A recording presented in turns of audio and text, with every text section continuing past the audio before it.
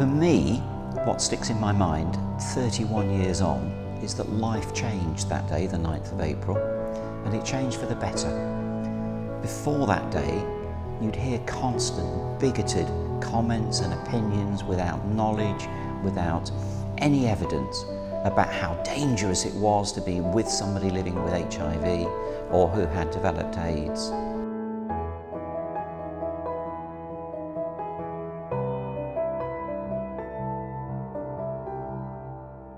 The doctors have told us we are going to die, if not in as many words.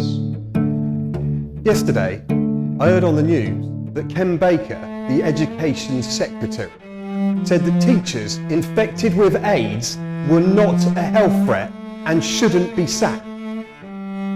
What is he talking about? The driver of the cab says to me, "Oh, do you work in A&E then?" And I say, "Oh, yeah, I do." And he goes, "Oh, just as well. I thought you were going to say that fucking AIDS malarkey." And I think, shit. Thank God I didn't say anything.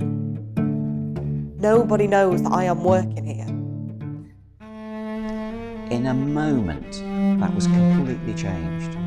That iconic picture of the patient shaking hands with Diana. She wasn't wearing protective clothing, she wasn't wearing gloves, she's clearly got direct skin-to-skin contact with this patient. It's recent history.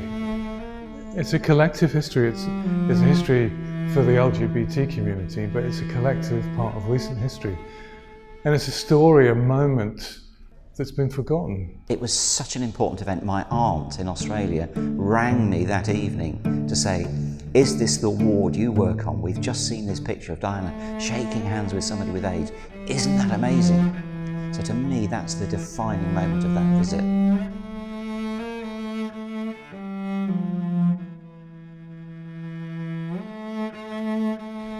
There's a strong smell of paint everywhere.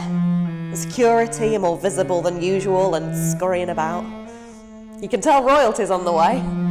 It's so beautifully written and about such an important subject, and I actually do remember this happening at the time, and I just fell in love with it, and I just felt I had to do it. I wanted to write something which was inspired by the event, not a fact-by-fact account of the day. And the research led me to uncover another story within that day, which is kind of even more shocking, inspiring, and I think it needs to really be brought to the public attention again about another individual that was there that day.